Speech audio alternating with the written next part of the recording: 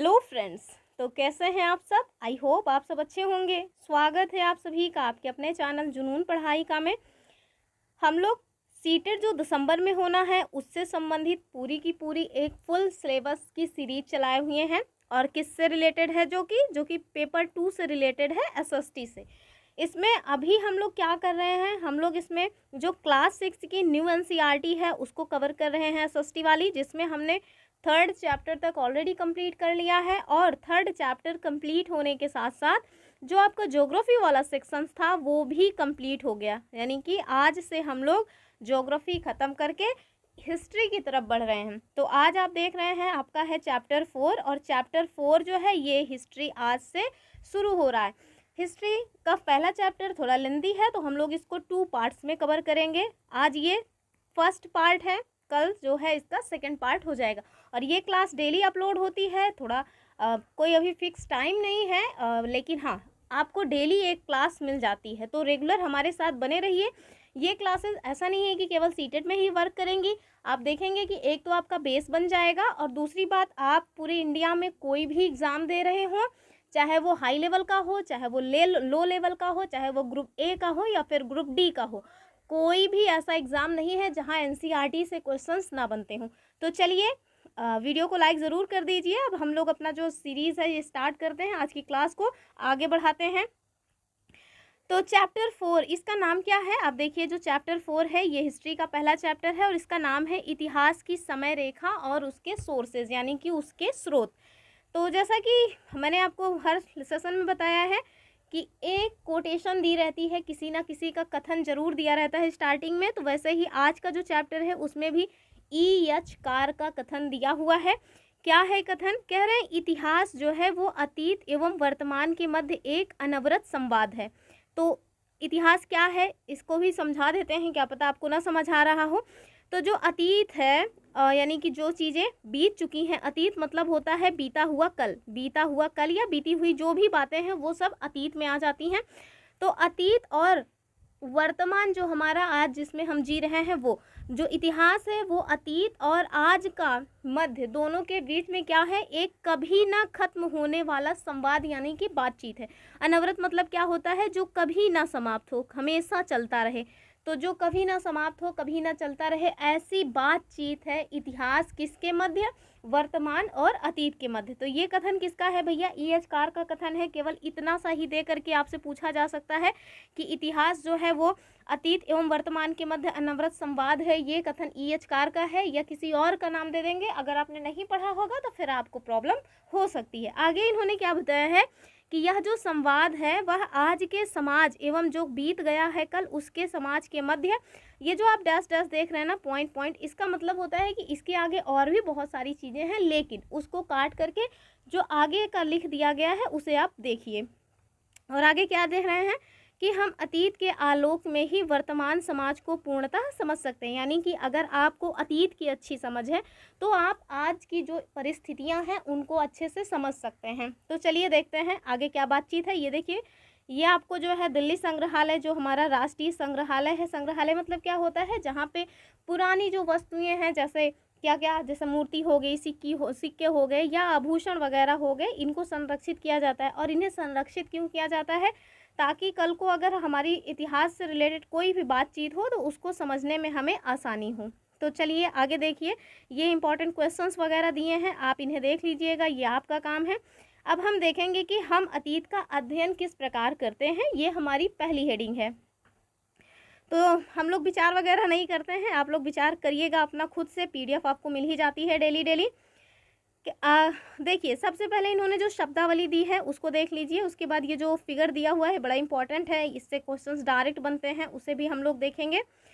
तो देखिए, पहला जो शब्दावली है वो क्या है? वो है पहला है इतिहास। तो इतिहास एग्जैक्टली है क्या, उसको यहाँ छोटा सा बताया गया है कि मानव के अतीत का जो अध्ययन है उसे हम इतिहास कहते हैं। ठीक है, अब देखिए, ये इन्होंने बताया है कि आपको विज्ञान की कक्षा में बहुत कुछ पता चलेगा, तो जो कुछ चलेगा उसको आप देखिएगा।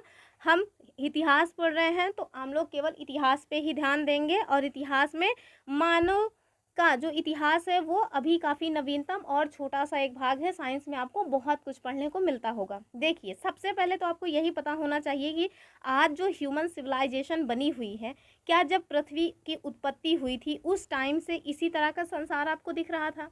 क्या ऐसे ही सारी चीज़ें थी, ऐसे ही पेड़ पौधे थे, ऐसे ही हम और आप थे? क्या ऐसे हम आप दैट मीन्स हमारे पूर्वज थे, मानव थे? तो यही सारा जो घटनाक्रम है वो आपको इस चित्र के माध्यम से बताया गया है। चलिए, आप अपने फ़ोन में इस चित्र को बड़ा कर लीजिएगा, आपको अच्छे से दिख जाएगा, और PDF डाउनलोड करके आप एक बार इसको ज़रूर देख लीजिए। तो आप देखिए कि ये जो 4.54 बिलियन साल पहले की बात है, जब हमारी पृथ्वी बनी थी, तब की बात है कि इस टाइम पे जो हमारी पृथ्वी है वो आइस एज से, यानी कि उस टाइम तक, उसके पहले तक क्या था, उसके पहले तक जो हमारी पृथ्वी थी वो पूरी तरह से बर्फ़ का गोला था। स्टार्टिंग में वो बर्फ़ का गोला नहीं था। एक जो है थियरी है, अभी पता नहीं आपको समझ आएगी कि नहीं आएगी। एक थियरी है, उस थियरी में ये बताया गया है कि पृथ्वी जो है वो पहले वार्म एज में जाती है, फिर आइस एज में जाती है, फिर उसके बाद नॉर्मल होती है। यानी कि स्टार्टिंग में आप देखेंगे तो जो हमारी पृथ्वी थी वो क्या थी, वो एकदम आग का गोला थी। तो जब आग का गोला थी तब तो इस पे मतलब कि कोई भी मानव वगैरह या किसी भी तरह के जीव जंतु मिलेंगे नहीं। लेकिन उसके बाद जब ये हिम एज में गई, यानी कि फिर मतलब कि आग के गोले के बाद जब ये बर्फ़ वाली कंडीशन में आई, उसके बाद बर्फ़ वाली कंडीशन भी जब समाप्त हो गई, जब नॉर्मल टेम्परेचर हुआ जिस पे जीव जंतु हो सकते थे, उस समय की बात ये कर रहे हैं कि उसके बाद की जो घटनाक्रम है उसे आप देखिए। और ये घटनाक्रम कब हुआ, तो 4.54 बिलियन साल पहले की ये बात है। क्या हुआ था इसमें, तो जो पृथ्वी है वो हमारी गठित हुई जिस पे जीव जंतु पाए जा सकें। फिर आगे आप देखिए, उसके बाद किसकी उत्पत्ति हुई, यही सारी घटनाक्रम यहाँ बताया गया है। उसके बाद जो पहली कोशिकाएं हैं उनका निर्माण हुआ, ठीक है। फिर आप देखिए ऑक्सीजन, वातावरण में फिर ऑक्सीजन की उत्पत्ति हुई। बहुत सारे लोगों को ये लगता होगा कि हम लोग, चूँकि जो ऑक्सीजन है यानी कि जो O2 है वो हमारी प्राणवायु कही जाती है। क्या कही जाती है, प्राणवायु। तो लोग सोचते होंगे कि पृथ्वी पे पहले ऑक्सीजन आई होगी, उसके बाद ही जीवन संभव हुआ होगा। तो ऐसा नहीं है, पहले पृथ्वी पे जीवन आया, पहले जीवन आया, फिर वो चाहे इंसान हो, जानवर हो, या बैक्टीरिया वगैरह हो, या फिर नीलहरित शैवाल हो, कुछ भी हो, पहले जीवन आया, उसके बाद आप देखिए कि ऑक्सीजन की उत्पत्ति हो रही है। तो अगर आपसे डायरेक्ट स्टेटमेंट में पूछ लें कि जो ऑक्सीजन है वो हमारी पृथ्वी पर मानव की उत्पत्ति का सोर्स है, तो आप कहिएगा नहीं भैया, जो ऑक्सीजन है वो मानव की उत्पत्ति का सोर्स नहीं है, बल्कि मानव की उत्पत्ति का परिणाम है। यानी कि जो मानव नहीं कहेंगे, सॉरी मानव नहीं कहेंगे, जीवों की उत्पत्ति की बात करेंगे, मानव सॉरी। अगर कोई आपसे पूछ ले कि जो ऑक्सीजन है वो जीवों की उत्पत्ति का कारक है या फिर उसका परिणाम है, तो ध्यान रखिएगा, जो ऑक्सीजन है, ऑक्सीजन गैस से जो है वो मानव की उत्पत्ति का, मानव की, फिर मानव बार बार आ रहा है, मानव नहीं, दरअसल जीव जंतु, जीव या जीवों की उत्पत्ति का, जीवों की उत्पत्ति का क्या है, परिणाम है, उत्पत्ति का परिणाम है, परिणाम है। यानी कि पहले जीव आए, उसके बाद फिर ऑक्सीजन का निर्माण हुआ। तो इस बात को याद रखिएगा, कारक नहीं है, क्या है, परिणाम है। चलिए फिर देखिए कि उसके बाद आप देखें कि ऑक्सीजन आई, उसके बाद क्या हुआ, फिर आप देखिए जीवाणु, जिसे हम लोग क्या कहते हैं, बैक्टीरिया, इनका जो है निर्माण हुआ, निर्माण दैट मीन्स इनकी उत्पत्ति हुई। बैक्टीरिया के बाद आप देखिए स्पंज एवं कवक बने, देखिए कुकुरमुत्ता बना हुआ है, कुकुरमुत्ता जो उसको अंग्रेजी में कुछ और कहते हैं। और ये देखिए फिर उसके बाद फिर प्रवाल आए, प्रवाल, ये देखिए हम लोगों के आने के कितने मतलब अरबों खरबों साल पहले ये प्रवाल वगैरह बने थे, लेकिन इंसान देखिए, इंसान कितना कुछ कर गया, प्रवालों को नष्ट कर दिया, बैक्टीरिया को मारने के लिए एंटीबायोटिक खोज लिया है, ऑक्सीजन की क्या हालत होती जा रही है, कार्बन डाइऑक्साइड की मात्रा दिन प्रतिदिन बढ़ती जा रही है। तो ये सारी जो सिचुएशंस है ये इंसानों ने किया, जबकि अभी आप देखेंगे कि इंसान जो है वो बहुत बाद में आ रहे हैं, लेकिन ये जो जीव जंतु हैं ये तो बहुत पहले आ चुके हैं। फिर आप देखिए ऑक्सीजन की बात क्या आया, ऑक्सीजन के बाद आपने देखा कि जीवाणु आए, जीवाणुओं के बाद स्पंज एवं कवक, फिर प्रवालों की उत्पत्ति हुई, उसके बाद कशेरुकी जो मछली होती है उनकी उत्पत्ति हुई, उसके बाद उभयचर कीट, यानी कि जो ऐसे कीट जो मतलब कि स्थल में भी रह सकते हो और जल में भी रह सकते हो, ठीक है। फिर आप देखिए कौन आया, फिर जो शार्क मछली है उसका जो है यहाँ उत्पत्ति हुई। उसके बाद देखिए फिर सरीसृप, रेप्टाइल्स, जैसे डायनासोर, डायनासोर की तो अब नामो निशानी मिट चुका है। उसके बाद पक्षी जो है उनकी उत्पत्ति हुई। उसके बाद आप देखिए जो स्तनपायी हैं, जैसे सुअर हो गए, कुत्ता हो गए, बिल्ली हो गए, इन सारे जो जीव जंतु हैं इनकी उत्पत्ति हुई। उसके बाद फूल एवं मधुमक्खियों की उत्पत्ति हुई। अब देखिए इन सब के बाद जो आदि मानव हैं उनकी उत्पत्ति हो रही है। तो आदि मानव की उत्पत्ति सबसे बाद में हुई है, ठीक है। तो और आप देखिए कि कब इनकी उत्पत्ति हुई है, तो गिन लेते हैं। इकाई, दहाई, सैकड़ा, हजार, 10,000, लाख, 10 लाख, करोड़। देखिए भैया 1 करोड़ साल पहले जो है मानवों की उत्पत्ति हुई है। और वो कौन से मानव थे, जैसे आज हम लोग हैं ये वाले मानव नहीं, आदि मानव जो है इनकी उत्पत्ति कब हुई है, तो 1 करोड़ साल पहले आदि मानवों की उत्पत्ति हुई। उसके बाद आप देखिए फिर जब आदि मानव आए तो इन लोगों ने अग्नि की खोज कर ली। और इन्होंने अग्नि की खोज कब की, तो ये देखिए लिखा हुआ है, पढ़ लीजिए। इकाई, दहाई, सैकड़ा, हजार, 10,000, लाख, 10 लाख। तो 10 लाख साल पहले, 10 लाख साल पहले, 10 लाख साल पहले इन्होंने क्या किया, आग की खोज कर ली। किन्होंने, आदि मानवों ने। 1 करोड़ साल पहले, आज से, आज 2024 है, आज से 1 करोड़ साल पहले आदि मानवों की उत्पत्ति हुई पृथ्वी पर। उसके बाद आप देखेंगे कि इन्होंने आज से 10 लाख साल पहले की बात है कि अग्नि की खोज की, यानी कि आग की इन्होंने खोज कर ली। उसके बाद आप देखिए कि आज जो मानव है, जिसे हम लोग कहते हैं कि होमो सेपियंस है, इनकी उत्पत्ति कब हुई एग्जैक्टली, तो आप देखिए कि 3 लाख साल पहले। कब हुई है, 3 लाख साल पहले। 3 लाख साल पहले की बात है, जब जो होमो सेपियंस है, यानी कि जो वर्तमान में ह्यूमन है, जो वर्तमान में ह्यूमन बीइंग है, इनकी उत्पत्ति कब हुई है, तो 3 लाख साल पहले हुई है। और जब भैया ये सब ठीक ठाक रहे, इनके पास दिमाग रहा, सब कुछ ठीक से चलता रहा, तो देखिए कि 6500 साल पहले की घटना है जब लेखन की शुरुआत हो गई मानवों के द्वारा। होमो सेपियंस जो है उन्हीं के द्वारा ये स्टार्ट हुआ है। तो ये जो ग्राफ है इसको याद रखिएगा, पूछा जा सकता है ना, आरोही अवरोही क्रम में लगाने के लिए आ सकता है। सपोज दैट ऐसे लिख के दे दिया कि पृथ्वी तो नहीं ही देंगे, सपोज दैट लिख के दे दिया कि पहली जो कोशिकाएं हैं वो, फिर उसके बाद आप बताइए, फिर दूसरे में लिख दिया ऑक्सीजन, फिर उसके बाद जीवाणु, फिर स्पंज, और उसके बाद कुछ और ऐसे लिख दिया। या फिर और अगला मतलब कि जो अगला स्टेटमेंट बना या अगला जो ऑप्शन बना उसमें पहले लिख दिए कि पहले जीवाणु की उत्पत्ति हुई, उसके बाद ऑक्सीजन की उत्पत्ति हुई, और उसके बाद आप देखिए पहली कोशिकाएं बनी। और ऐसे ही करते करते 3-4 मतलब ऑप्शंस दे दिए। और अगर आपने नहीं देखा है इस ग्राफ को तो फिर आप मार खा जाएंगे वहीं पे। तो इसको ध्यान से देख लीजिएगा, एक बार फिर से बता रहे हैं। सबसे पहले आप देखिए हमारी पृथ्वी बनी, उसके बाद आप देखिए पहली कोशिकाएं बनी, फिर ऑक्सीजन जो है वातावरण में उसकी उपस्थिति दर्ज हुई, उसके बाद जीवाणु, देन स्पंज एंड कवक, उसके बाद जो प्रवाल भित्तियां हैं वो, फिर जो मछली है कशेरुकी मछली वो, उसके बाद उभयचर कीट। उभयचर कीट कौन है, वही जो स्थल में भी रह लें और जल में भी, जैसे कि कछुआ समझ लीजिए आप।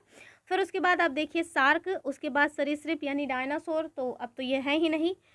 फिर देखिए पक्षी, उसके बाद देखिए स्तनपायी आए, फिर फूल और मधुमक्खियाँ, उसके बाद फिर जो आदि मानव है वो, फिर उन्होंने आग की खोज की, और उसके बाद होमो सेपियंस की उत्पत्ति हुई। उसके बाद इन लोगों ने लेखन कला का विकास किया, ठीक है। तो इस ग्राफ को जरूर याद रखिएगा। चलिए आगे देखिए, आगे हम देखेंगे कि यहाँ पे बता दिया गया है कि अनेक लोग हैं जो पृथ्वी के इतिहास का अध्ययन करते हैं, यानी कि ऐसे बहुत से लोग हैं जिज्ञासु किस्म के जो पृथ्वी के इतिहास का अध्ययन करते हैं। उनमें से कुछ लोग पृथ्वी के सतह के नीचे के रहस्यों को जानने के लिए प्रशिक्षित होते हैं। इस तरह वे पृथ्वी के अतीत के साथ ही हमारे अतीत को भी समझने में सहायता करते हैं। ये देखिए कुछ चित्र दे दिए गए हैं, इनको नीचे डिटेल में बताया गया है। तो जो पहला चित्र है ये कौन है भैया, ये देखिए भूविज्ञानी है, और ये जो पृथ्वी का भौतिक स्वरूप है जिसमें हमने पढ़ा है पहले से ही, हम लोगों ने ज्योग्राफी पहले ही पढ़ लिया था, जिसमें हमने मृदा तो नहीं पढ़ा, मृदा में केवल काली मिट्टी को ही पढ़ा है। 7th क्लास में ये बहुत अच्छे से बताया गया, हम वहाँ देखेंगे। लेकिन हमने पहाड़ियों को, पर्वत और जो महासागर है इन सबको बहुत डिटेल में पढ़ लिया है। तो इन्हीं के बारे में जो खोजबीन करते हैं इसको कौन कहते, इन्हें हम क्या कहते हैं, इन्हें हम कहते हैं भूविज्ञानी। फिर आप देखिए जीवाश्म, तो जो भूधरा है मतलब कि पृथ्वी के नीचे जैसे कंकाल मिल गए, मतलब कि जो कंकाल वगैरह मिलते हैं उनके बारे में जो जांच की जाती है या छानबीन जो करने वाले लोग होते हैं उन्हें हम कहते हैं जीवाश्म, ठीक है। पेड़ पौधे भी, मतलब कि अगर सपोज दैट पेड़ पौधे या किसी भी इंसान, जानवर, किसी का भी हड्डी का ढांचा बचा हुआ है तो आप देखिए उसे कहते हैं जीवाश्म। और आगे देखिए मानव विज्ञानी, तो ये लोग क्या करते हैं, तो मतलब कि जो ह्यूमन है इनके कल्चर को लेकर के, या इनकी किस तरह की आदतें वगैरह हैं, उसकी जो खोजबीन करते हैं उन्हें हम कहते हैं कि वो मानव विज्ञानी हैं। और ये देखिए भैया पुरातत्व विज्ञानी। तो ये सब नीचे इत्मीनान से बताया गया है, चलिए आप उन्हें देखिए। अब देखिए ये जो ऊपर दिए गए चित्र हैं उन्हीं के बारे में यहाँ बता रहे हैं कि जो भूविज्ञानी हैं एग्जैक्टली वो कौन है। तो भूविज्ञानी को पहले आपने चित्र हमने दिखा ही दिया, वैसे भी उसमें क्या देखने लायक था। तो आप देखिए कि ये क्या काम करते हैं। तो ये पृथ्वी के भौतिक स्वरूप जैसे मिट्टी हो गई, पत्थर, पहाड़, नदियाँ, पर्वत, समुद्र, इन सब का जो अध्ययन करते हैं उन्हें हम क्या कहते हैं, उन्हें हम कहते हैं भैया ये भूविज्ञानी हैं। ठीक है। अब देखिए दूसरा दिया हुआ है जीवाश्म विज्ञानी। और ये जो जीवाश्म विज्ञानी है इनका काम क्या है। तो ये लोग जीवाश्म के रूप में करोड़ों वर्ष पूर्व के जो पेड़ पौधे हो गए या पशु हो गए या मानव, उनके जो अवशेष आज मिलते हैं उनका अध्ययन करते हैं। और ये देखिए जीवाश्म के बारे में बताया गया है कि जीवाश्म एग्जैक्टली है क्या। तो जीवाश्म क्या है, तो जीव जंतुओं के पदचिन्ह या फिर पौधों के जो अवशेष चिन्ह हैं जो कि मृदा अथवा शिलाओं की परतों के मध्य में संरक्षित पाए गए हैं, उन्हें हम क्या कहते हैं, उन्हें हम कहते हैं जीवाश्म। आज जो डीजल वगैरह मिलता है ना वो जीवाश्म की ही बदौलत मिलता है। कभी जब चट्टान वगैरह हम लोग पढ़ेंगे तो उसमें हम लोग देखेंगे कि जो जीवाश्म है वो किस तरह की चट्टानों वगैरह में पाए जाते हैं। पर ये सब आगे की चीज़ें हैं, हम लोग वहीं देखेंगे, आगे आगे नहीं भागना है, जो जैसे बताया गया है वैसे ही देखते चलेंगे। तीसरा आप देखिए मानव विज्ञानी। और जो मानव विज्ञानी है इनका काम क्या है, तो ये मानव समाज और उनकी जो संस्कृति है उनका अतीत से लेकर के वर्तमान तक अध्ययन करते हैं। यानी कि आज से 1000 साल पहले या ये कहें कि जब आदि मानव आए या होमो सेपियंस जब से आए तब से लेकर के आज तक जो भी उनका संस्कृति है या उन समाजों में किस तरह की चीज़ें हो रही थी, कौन से घटनाक्रम थे, उनका अध्ययन जो लोग करते हैं हम उन्हें क्या कहते हैं, तो हम उन्हें कहते हैं कि ये मानव विज्ञानी हैं। और लास्ट में देखिए पुरातत्व विज्ञानी। सब ध्यान से देखिएगा, डायरेक्ट पूछा जा सकता है। ऐसा सपोज दैट कि इसको बता दें तब बताएं कि कैसे इससे क्वेश्चंस बन सकते हैं। पुरातत्व विज्ञानी जो है ये क्या काम करते हैं, तो ये मानव, पौधों और पशुओं के द्वारा अपने पीछे छोड़े गए अवशेष जैसे उपकरण, घड़े, पात्र, मन के मूर्तियाँ, खिलौने, हड्डियाँ, पशुओं और मानव के दांत, जले हुए अनाज, घर और ईंटों के हिस्से और अन्य वस्तुओं का उत्खनन करने के मतलब कि करके अतीत का अध्ययन करते हैं। तो आपने सबने पढ़ा होगा ना कि सिंधु सभ्यता से कौन कौन सी चीज़ें मिली हैं, बर्तन किस तरह के मिले हैं, कौन सी पॉटरी है, कौन से कलर की पॉटरी की गई है, किस तरह के कंकाल वगैरह मिले हैं। और इन सब से ना हर साल क्वेश्चंस बनते हैं, 1-2 क्वेश्चंस हर एक चैप्टर से बन ही जाता है। तो ये जो काम है ये किसके द्वारा किया जाता है, तो पुरातत्व विज्ञानियों के द्वारा। तो इससे क्वेश्चन तो कई तरीके से बन सकते हैं, लेकिन एक मतलब कि अलग से बता रहे हैं किस तरह से बन सकता है। सपोज दैट आपको एक साइड लिख के दे दिया भूविज्ञानी, जीवाश्म विज्ञानी, मानव विज्ञानी, पुरातत्व विज्ञानी, उसके आगे फिर लिख दिया भूविज्ञानी के आगे लिख दिया कि ये लोग जीवाश्म के रूप में जो भी करोड़ों वर्ष पहले पेड़ पौधे या पशु थे उनका अध्ययन करते हैं। मानव विज्ञानी के सामने लिख दिया कि ये लोग जो है पशुओं द्वारा जो भी पीछे छोड़े गए अवशेष हैं उनका अध्ययन करते हैं। तो ऐसे ही चारों का हेर फेर करके लिख दिया गया और आपको दे दिया गया कि भैया मैच करो, पहले का किससे मिल रहा है, पहले का ए होगा, दूसरे का बी होगा, तीसरे का सी होगा। इस तरह से मैच करने को आ सकता है। या फिर ऐसे भी पूछ सकते हैं कि 2 जो है वो सही से सामने सामने लिख के दे दें और 2 जो है गलत गलत लिख के दे दें, या और भी इसी तरह से क्वेश्चंस बन सकते हैं। फिर आपसे पूछ लें बताओ भैया कौन सा सत्य है, कौन सा असत्य है। तो क्वेश्चंस कई तरह से बन सकते हैं। इस वजह से आपको चाहिए कि आप अपने जो भी पॉइंट्स दिए गए हैं उन पे नज़र बना के रखें, ठीक है। अगर सारा सिलेबस कंप्लीट करने के बाद हम लोगों के पास टाइम रहा तो हम लोग क्वेश्चंस वगैरह भी करेंगे, तो आप देखेंगे कि किस तरह से क्वेश्चंस बनते आए हैं और आगे भी किस तरह के क्वेश्चंस बन सकते हैं। सॉरी। फिर आप देखिए इतिहास में समय की गणना किस प्रकार की जाती है, यहाँ पे वो बताया गया है। और यहाँ युग की परिभाषा दे दी गई है कि युग क्या है, तो समय का एक निश्चित कालखंड युग कहलाता है, इसको भी याद रखिएगा। अब देखिए इतिहास में समय की गणना हम किस प्रकार करते हैं, इसको यहाँ बताया गया है, इसको हम देख लेते हैं। कह रहे हैं प्रत्येक समाज और संस्कृतियों के पास समय की गणना करने की अपनी अपनी प्रणालियाँ रही हैं। यानी कि जो भी संस्कृतियाँ हैं, जो भी समाज हैं, सब अपने अपने तरह से जो टाइम है उसकी गणना यानी कि गिनती करते हैं। कह रहे हैं कि प्रमुख घटनाएं जैसे किसी व्यक्ति विशेष का जन्म अथवा किसी शासक के शासन का आरंभ एक नए युग का आरंभ माना जाता है। आज के समय में विश्व भर में सामान्यतः आप देखेंगे कि जो ग्रेगोरियन कैलेंडर है, जिस कैलेंडर मतलब होता है तिथि पत्र, यानी कि जिसमें तिथियों का क्रम दिया रहे, उसका उपयोग होता है। तो आपसे डायरेक्ट पूछा जा सकता है ना, 4-5 कैलेंडर के नाम दे देंगे, पूछ लेंगे कि आज के टाइम में कौन सा जो कैलेंडर है वो बहुत ज़्यादा तरह से यूज़ हो रहा है। तो आप नहीं अगर जानते रहेंगे तो फिर क्या ही होगा। तो याद रखिएगा कि जो ग्रेगोरियन कैलेंडर है सबसे ज़्यादा आज इसी का उपयोग हो रहा है, सर्वमान्य है, लगभग सारे देश इसको यूज़ कर रहे हैं। लेकिन इसके साथ साथ आप देखेंगे कि त्यौहार की जो तिथि है इसकी गणना करने और कोई भी मांगलिक कार्य करना हो, जैसे शादी विवाह का जो मामला होता है और बच्चे का जन्म हुआ उसमें जो मुंडन वगैरह कराने की बातचीत होती है, उसमें आप देखिए कि सारे लोग, चाहे फिर वो हिंदू हो, मुस्लिम हो, यहूदी हो या फिर चीनी हो, ये सभी अपना अपना अलग कैलेंडर यूज़ करते हैं। जैसे हम ही लोग हैं, अब जैसे हम लोग हिंदू हैं तो हिंदुओं में आप देखें कि शादी वगैरह करने के लिए, ग्रहों वगैरह को देखने के लिए जो पंचांग है उसका यूज़ किया जाता है। और जो है ऐसे ही यहूदी लोग अपना यूज़ करते होंगे, मुस्लिम लोग अपना यूज़ करते होंगे। तो मांगलिक कार्यों के लिए अलग अलग कैलेंडर्स हैं, लेकिन सर्वमान्य जो कैलेंडर है वो एक ही है। वो कौन सा है? वो है ग्रेगोरियन कैलेंडर। जैसे ऐसा नहीं है कि हमारे यहाँ अभी जो है आज 5 अक्टूबर है, तो ऐसा थोड़ी है कि अमेरिका में आज 20 अक्टूबर होगा या 20 नवंबर होगा, तो इस तरह की बातचीत नहीं है। ये सर्वमान्य है, यहाँ भी 5 अक्टूबर है, वहाँ भी 5 अक्टूबर ही होगा। चलिए आगे देखिए।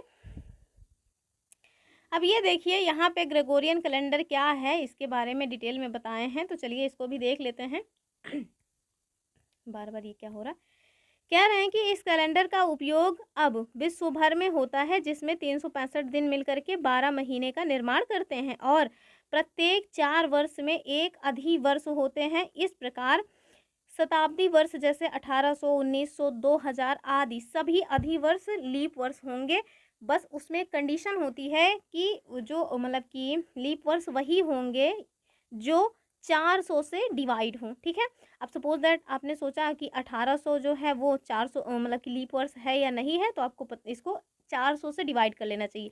00 से 00 काट लीजिए, देखिए क्या 4 से 18 कट रहा है? नहीं कट रहा है ना, तो ये लीप वर्ष नहीं होगा। यद्यपि आप देखिए कि लास्ट में 00 है, तो बच्चे इस बात को लेकर के कंफ्यूज हो सकते हैं ना कि लास्ट में 00 है, अक्सर 4 से जो है ये 00 जो मतलब संख्याएं होती हैं कट जाती हैं, तो फिर लीप वर्ष होना चाहिए। अक्सर हम लोगों ने पढ़ा है ना कि 4 से संख्या अगर कट रही है तो लीप वर्ष है, लेकिन जब शताब्दी की बात आ जाए तब आप देखिएगा कि 4 से डिवाइड नहीं किया जाता है, उसको 400 से डिवाइड किया जाता है। अब ये रीजनिंग का भी क्वेश्चन है, तो देखिए इतिहास में आपको रीजनिंग समझाया जा रहा है। वैसे ही 1900 को आप देख लीजिए, क्या 1900 जो है वो 400 से डिवाइड हो रहा है? आप देखिए कि ये इससे भी डिवाइड नहीं होगा। लेकिन हाँ, जो 2000 है उसे आप देखिए कि वो 400 से डिवाइड हो जाएगा, तो आप लोग उसको क्या कहेंगे? उसे हम कहेंगे कि ये लीप वर्ष है। अब देखिए 4 से 5 कट गया ना, तो ये जो है लीप वर्ष के लिए ये कुछ शर्त है, और हर 4 वर्ष में एक लीप वर्ष हो जाता है, बशर्ते वो जो है जैसे केवल ईयर देखना है तो आप उसको 4 से डिवाइड कर लीजिए। अगर आपको शताब्दी वर्ष देखना है, जैसे 1900, 1800, 2000 और मतलब 3000, 4000, 5000, तो उसके लिए फिर आपको उसको 400 से डिवाइड करना होगा। चलिए आगे देखते हैं, मांगलिक वाला भी देख लेते हैं ताकि बार बार यहाँ ना आना पड़े। तो आप देखिए मांगलिक क्या होता है, तो मांगलिक है एग्जैक्टली अनुकूल अथवा भाग्य लाने वाला शुभ समय। एग्जाम्पल के लिए दे दिया गया है एक मांगलिक शुरुआत, ठीक है। चलिए यहाँ देखते हैं हम लोग, कह रहे हैं कि पश्चिम में, अब पश्चिम में आप लोग अपने वर्ल्ड मैप में जा कर के पश्चिम देखने लगिएगा, अपना आगे पीछे मत देखने लगिएगा कि खुद का पश्चिम देखना स्टार्ट कर दें, तो वहाँ नहीं देखना है, आपको वर्ल्ड मैप में पश्चिम देखना है। तो वही कह रहे हैं कि पश्चिम में सामान्यतः ईसा मसीह के जन्म वर्ष से कैलेंडर का आरंभ माना जाता है। यानी कि ये लोग मानते हैं कि जिस दिन को ईसा मसीह का जन्म हुआ था उससे ये लोग कैलेंडर की शुरुआत मानते हैं, ठीक है।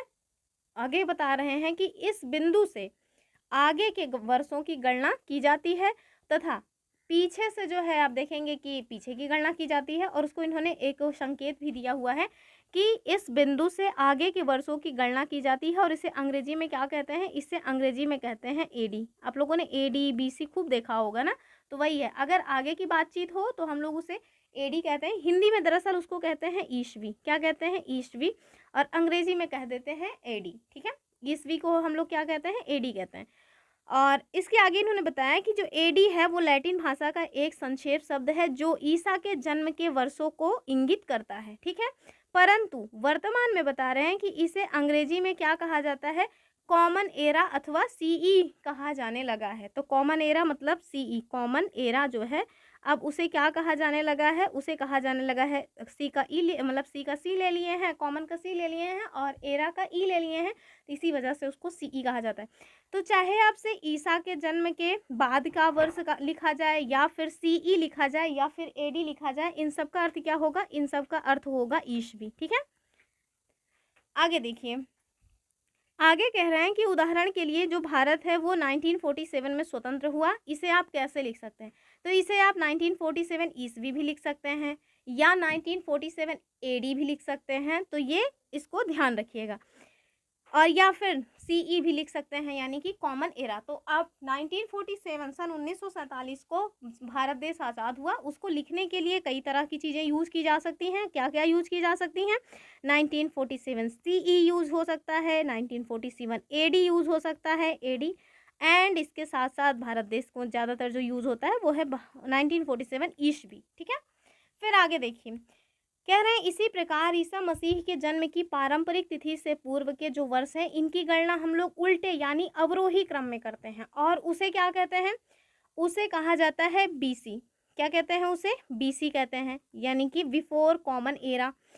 और इसके साथ साथ अंग्रेजी में इसे क्या कहते हैं, तो बीसीई कह देते हैं, यानी कि बिफोर कॉमन एरा। ठीक है, एग्जाम्पल के लिए इन्होंने दे दिया है कि एग्जाम्पल के लिए आप देखिए, जो 560 है, वैसे तो 563 माना जाता है कि 563 ईसा पूर्व में गौतम बुद्ध का जन्म हुआ था, लेकिन यहाँ पे एक अनुमानित तिथि दे दी गई है, तो आप वही देख लीजिए, केवल समझने की बात है कि जो 560 है संवत पूर्व जो साल है, इसको कह रहे हैं कि गौतम बुद्ध, जिनके बारे में हम लोग चैप्टर 7 में आगे चल के पढ़ेंगे, उनके जन्म की अनुमानित तिथि है। क्या आप गणना कर सकते हैं कि उनका जन्म आज से कितने वर्ष पूर्व हुआ, बिल्कुल कर सकते हैं। कैसे कर सकते हैं, आज क्या चल रहा है, तो आज चल रहा है 2024। ठीक है, और इनका जन्म अगर ये लोग 560 माने हुए हैं, तो आप देखिए 560 से इसमें ऐड कर दीजिए, फिर आप जो भी आएगा आप समझ लीजिएगा कि आज से उतने साल पहले इनका जन्म हुआ था, जोड़ लीजिए, 6 2 8 हो जाएगा, 5 और 2 यानी कि 2584 साल पहले आज से, यानी कि 2024 से 2584 साल पहले गौतम बुद्ध का जन्म हुआ था। ठीक है, चलिए आगे देखते हैं। अब ये देखिए, समझने के लिए दे दिया गया है, इसको भी देख लीजिए। कह रहे हैं विश्व में शैल चित्रकारी का जो पहला साक्ष्य है वो कब देखने को मिला था, तो वो यही इसी टाइम पे देखने को मिला था। ये हिम युग की शुरुआत मानी जा रही है, तो इन सबको आप देख लीजिएगा अपने चित्र में। फिर आगे देखिए, और इन्होंने यहाँ संकेत दे दिया है कि जो बीसीई है यानी कि बिफोर कॉमन एरा जो है बीसीई, इसको ये लोग क्या लिखेंगे, तो संवत पूर्व लिखेंगे।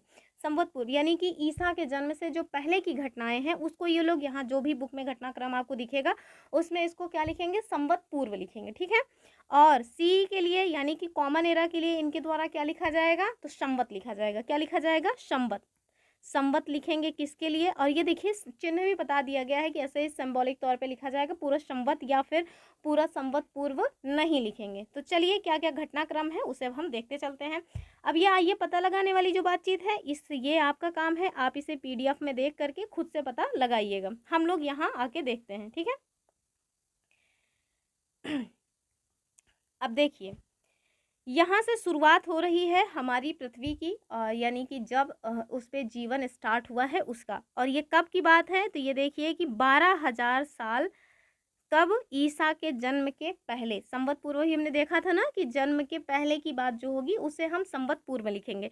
तो 12,000 साल पहले आज से, यानी कि वर्तमान में जो 2024 चल रहा है, इस वर्तमान का 2024 से 12,000 साल, सॉरी गलती हो गई, आज का नहीं देखेंगे, ईसा पूर्व देखेंगे, यानी कि ईसा के जन्म के 12,000 साल पहले की ये घटना है। और कौन सी घटना है, तो अंतिम ही जो हिम युग है उसका अंत हो गया, यानी कि जो हमारी पृथ्वी है जो आइस एज में थी उसका अंत हुआ। मतलब कि आइस एज का अंत हुआ तभी तो मतलब कि ह्यूमन या जीव जंतु जो भी हैं वो आपको पृथ्वी पे देखने को मिलेंगे, तो वहीं पे ये बता रहे हैं। उसके बाद आप देखिए कि 10,000 साल पहले, और कब के 10,000 साल पहले, तो ईसा मसीह के जन्म के 10,000 साल पहले की ये घटना है।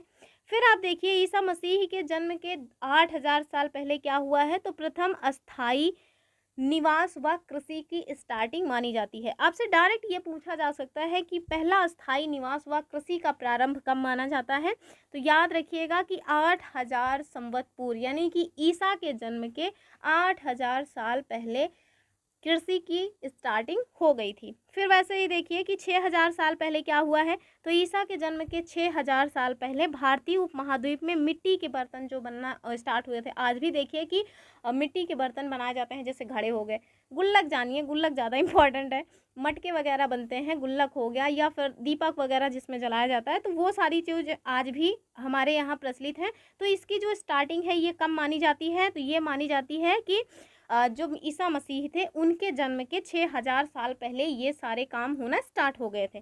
फिर आगे देखिए मेसोपोटामिया की जो सभ्यता है उसके बारे में बता रहे हैं कि जो मेसोपोटामिया है वहाँ पे संसार का पहला नगर उसको माना जाता है। मेसोपोटामिया को पूरे वर्ल्ड का पहला नगर माना जाता है। अपने यहाँ भी सिंधु घाटी सभ्यता रही है और वो भी नगरीय सभ्यता थी, लेकिन वर्ल्ड के लेवल पे मान लेते हैं। वैसे भी पश्चिम वाले यही सोचते हैं कि हर चीज़ का जो मतलब कि अग्रणी हो वो हम ही लोग माने जाएं, भारत देश वाले, या फिर जो हम लोग हैं, या चाहे फिर वो भारत हो, पाकिस्तान हो, या फिर इंडोनेशिया हो, इन लोगों को वो किसी भी कीमत पे किसी भी चीज़ में अग्रणी होते हुए नहीं देखना चाहते।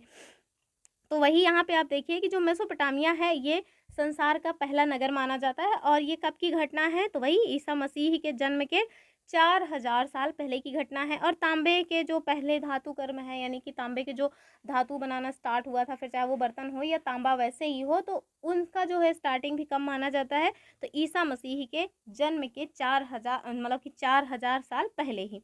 फिर आप देखिए जो सिंधु घाटी सभ्यता है, आप लोगों ने पढ़ा ही होगा, राखाल दास बनर्जी, और जो मतलब कि क्या बोलते हैं, राखाल दास बनर्जी, और एक लोग और हैं जिनका नाम ही नहीं याद आ रहा मुझे। तो इन लोगों ने जो हड़प्पा सभ्यता, सिंधु सभ्यता, इन सब की जो खोज की है वो कब से कब तक मानी जाती है, तो मानी जाती है कि 2000 साल पहले, ईसा के जन्म के 2000 साल पहले जो है ये सभ्यताएं हमारे यहाँ चल रही थी। ठीक है। और फिर आप देखिए ईसा जी का जन्म हुआ, यानी कि ईसा मसीह का जन्म हुआ। अभी बुद्ध का जन्म देख लीजिए। तो भगवान बुद्ध का जन्म जो है वो कब हुआ है, तो ईसा मसीह के जन्म के 563 साल पहले, अभी मैंने बताया ऊपर ही। तो वो जो है कब की घटना है, तो मतलब ईसा मसीह के जन्म के 563 साल पहले। अगर आपसे ऐसे ही पूछ ले कि ईसा मसीह के जन्म के बाद जो है गौतम बुद्ध का जन्म हुआ है, तो वो अपने आप में स्टेटमेंट रॉन्ग हो जाएगा। क्यों? क्योंकि ईसा मसीह के जन्म के 563 साल पहले ही गौतम बुद्ध का जन्म हो चुका है।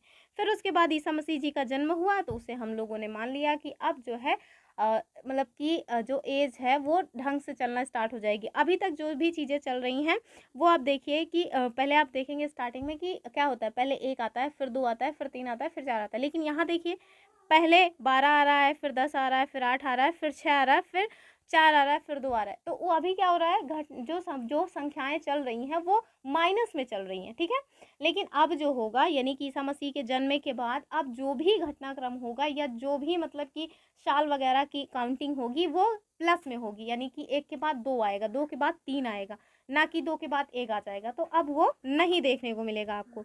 तो चलिए ईसा मसीह का जन्म हो गया, और इसी को हम लोग मतलब ईसवी की स्टार्टिंग मानना स्टार्ट कर देते हैं कि अब जो है, अब जो भी होगा इसे हम ईसवी में लिखना स्टार्ट करेंगे। फिर यहाँ पे देखिए अशोक, नहीं अभी अशोक का, ये जो अशोक है उनका टाइम पीरियड था। आप सभी ने पढ़ा होगा कि जो अशोक हैं वो मतलब कि मौर्य साम्राज्य, जो मौर्य रहा हमारे यहाँ मौर्य साम्राज्य, उसके महानतम शासकों में से एक थे। इवन सबसे महान शासक वही माने जाते हैं। तो उनका भी जो है टाइम पीरियड कब का रहा है, तो ईसा मसीह के जन्म के पहले का ही रहा है। अब उसके बाद ईसा मसीह का जन्म हुआ है। अब देखिए अभी जो कालखंड चल रहा है वो क्या है, तो 2000 संवत है, यानी कि 2000 संवत अभी चल रहा है, जिसमें हम लोग देख रहे हैं कि आज 2024 चल रहा है। तो ये एक घटनाक्रम दे दिया गया है समझने के लिए, आप इसको देख लीजिएगा एक बार फिर से। और वैसे फिर से बता ही देते हैं ऐसा क्या है। तो इन्होंने जो है ईसा का जो जन्म है उसको मतलब स्टार्टिंग मान लिया है कि जो संवत है उसकी स्टार्टिंग यहीं से होती है। उसके पहले की ये घटनाएं हैं कि जो अशोक हैं उनको देख लीजिए, अशोक के पहले बुद्ध का जन्म हो चुका है, उन्हें देखिए।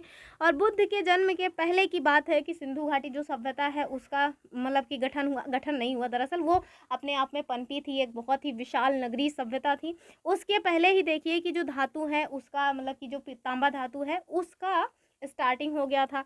और इसके साथ आप देखिए मेसोपोटामिया जो है वो संसार का पहला नगर, तो तांबे की खोज जो हुई है उसके पहले से ही मेसोपोटामिया जो है उसकी खोज हो चुकी है, या उसकी जो सभ्यता है वो निवास कर रही थी। उसके पहले आप देखिए जो भारतीय उपमहाद्वीप है यहाँ पे मिट्टी के बर्तन बनाना स्टार्ट हो गया। और आप देखिए कि पहला जो स्थायी कृषि है इसका स्टार्टिंग भी उसके पहले ही हो गया है। तो ये सब दरअसल एक बार पूछा गया है, 2022 में इस तरह का क्वेश्चन पूछा गया था, इस वजह से मैंने ये जो मैप है, ये मतलब मैप क्या है, फिगर है, इसको मैंने बता दिया, वरना टीचर्स उसको बताते भी नहीं है। आप इसको लेकिन देख लीजिएगा, क्या पता एक नंबर आप ज़्यादा पा जाएं।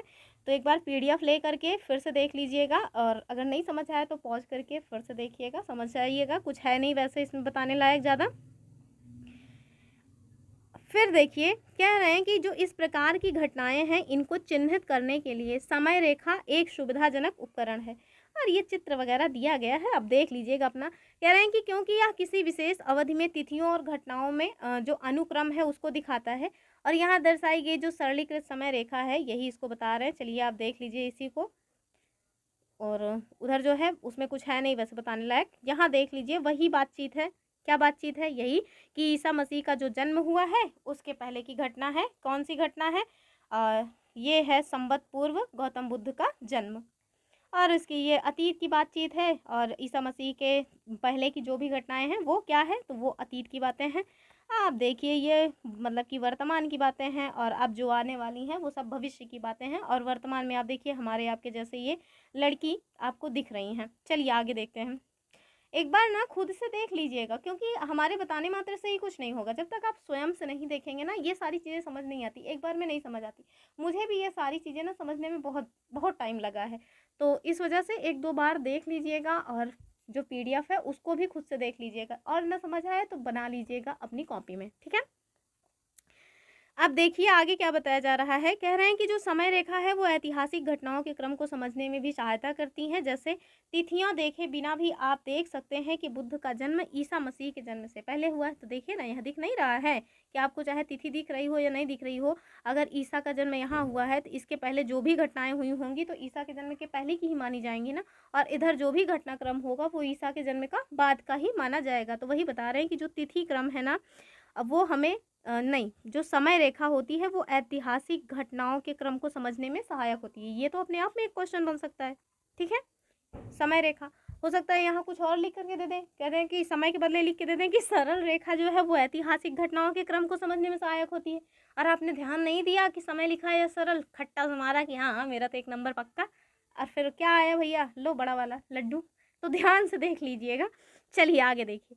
फिर ये ध्यान रखने वाला पॉइंट आ गया है। ध्यान रखने वाला जो पॉइंट होता है वो मोस्ट इंपॉर्टेंट होता है। चलिए देखिए क्या ध्यान रखने के लिए बोल रहे हैं। ये कह रहे हैं कि वर्ष एवं दशक यानी 10 वर्षों का जो कालखंड है, इसके साथ ही इतिहास में लंबी अवधि का अध्ययन करते समय हम सामान्यतः 2 अन्य विशेष शब्दों का उपयोग करते हैं। और वो 2 शब्द कौन से हैं? एक तो है शताब्दी और दूसरा है सहस्त्राब्दी। नीचे है वो सहस्त्राब्दी, नीचे दिया हुआ है।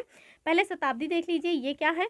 तो शताब्दी कुछ और नहीं है। अगर कोई ऐसी घटना है, सपोज दैट मतलब कि कोई ऐसी घटना है, मान लीजिए कि आपके दादाजी का जन्म आज से 100 साल पहले हुआ था, तो आप क्या कहेंगे कि दादाजी जो हैं वो 1 शताब्दी के हो गए हैं। अभी भी अगर आपके दादाजी जिंदा हैं और आज से 100 साल पहले उनका जन्म हुआ था और आज उनका बर्थडे है, तो आप कहेंगे कि आज उनका शताब्दी बर्थडे है। यानी कि कोई भी ऐसी बात जो 100 साल यानी कि 100 साल के भीतर हुई हो, उसे हम क्या कहते हैं? उसे हम कहते हैं कि वो शताब्दी है, ठीक है। तो वही बता रहे हैं कि यह किसी भी 100 वर्ष का कालखंड है। इतिहास में इसे संवत से लेकर के प्रत्येक 100 वर्षों के लिए शताब्दी की गणना की जाती है। एग्जाम्पल दे दिया गया, वर्तमान में हम 21वीं शताब्दी में हैं और ये 21वीं शताब्दी कब से कब तक चलती रहेगी? तो भैया 2001 से स्टार्ट हुई है और 2100 तक चलेगी। कब तक चलेगी? 2001 से स्टार्ट हुई है ये 21वीं शताब्दी, और जब 2100 आ जाएगा ना तब तक चलेगी। और 2100 में कौन सी शताब्दी स्टार्ट हो जाएगी? तो आप देखिए कि 22वीं शताब्दी स्टार्ट हो जाएगी। तो हम लोग कौन सी शताब्दी में अभी जी रहे हैं? 21वीं शताब्दी में जी रहे हैं, ठीक है। अभी तो 2024 से चल रहा है। का है लिए 2099 आएगा, उसके बाद आप देखिए कि 2100 आएगा बाद में उसके। ठीक है, चलिए आगे देखते हैं। तो वैसे ही आगे बता रहे हैं कि ईसा पूर्व की गणना करने के लिए हम लोग जो संवत पूर्व, एक संवत पूर्व है, इससे आरंभ करके पीछे की ओर लौटते हैं। एग्जाम्पल में दे दिया गया है कि जो तीसरी शताब्दी संवत पूर्व है में 300 संवत पूर्व से लेकर के 201 संवत पूर्व तक का समय होगा। यानी कि जैसा हम लोग अभी ऊपर देखें ना कि जो 21वीं शताब्दी है इसमें क्या है कि 2001 से 2100 तक चल रही है। तो ये जो गिनती है ये आगे की तरफ जा रही है 2001 से 2100 तक। लेकिन आप देखिए कि जो ईसा पूर्व का घटनाक्रम है उसमें क्या हो रहा है, 300 से स्टार्ट हो रहा है और कहाँ तक जा रहा है, 201 तक जा रहा है। तो ये जो है ईसा पूर्व की घटनाएं हैं, तो ये गिनती उल्टी जाती है। लेकिन जो ईसा के बाद की घटनाएं हैं, यानी ईसा जी के जन्म के बाद की जो घटनाएं हैं, उसमें आप देखिए कि गिनती जो है वो सही अनुक्रम में जाती है। अगर यही घटना ईसवी कि ईसा पूर्व यानी ईसा के जन्म के बाद की होती, यानी कि ईसवी की होती, तो कहाँ से शुरू होती, 201 से 300 तक जाती। ठीक है, याद रखिएगा इन सबको। बहुत इसमें कन्फ्यूज़न होता है, मैंने भी खूब कन्फ्यूज़न फेस किया है, तो मैं समझ सकती हूँ आप सबको भी कन्फ्यूज़न हो रहा होगा। ध्यान से देखिए, कोई कन्फ्यूज़न नहीं रह जाएगा। चलिए आगे देखिए, सहस्त्राब्दी क्या है। तो जो सहस्त्राब्दी है ये भैया, जैसे हमने ऊपर शताब्दी देखा कि 100 साल का घटनाक्रम है, वैसे जो सहस्त्राब्दी है ये 1000 साल का घटनाक्रम है। ठीक है, इतिहास में एक संवत से लेकर के प्रत्येक सहस्त्र वर्षों, यानी कि 1000 सहस्त्र मतलब 1000 वर्षों के लिए हम लोग क्या यूज़ करते हैं, सहस्त्राब्दी जो है शब्द को यूज़ करते हैं। उदाहरण दे दिया गया है कि हम तीसरी सहस्त्राब्दी में हैं, यानी कि वर्तमान में हम लोग 21वीं सदी और तीसरी सहस्त्राब्दी में जी रहे हैं, जो कि 2001 सहस्त्राब्दी से 2001 संवत से आरंभ होकर के कहाँ तक चलेगी, तो 3000 संवत तक चलेगी। याद रखिएगा, हम लोग 21वीं सदी में जी रहे हैं और कौन सी शताब्दी में जी रहे हैं, तो तीसरी जो है वो सहस्त्राब्दी में जी रहे हैं। ठीक है, और ये तीसरी सहस्त्राब्दी कहाँ से कहाँ तक चलेगी, तो भैया 2001 संवत या 2001 ईस्वी से स्टार्ट हुई है, 3000 ईस्वी तक चलती रहेगी। ठीक है, चलिए आगे देखिए।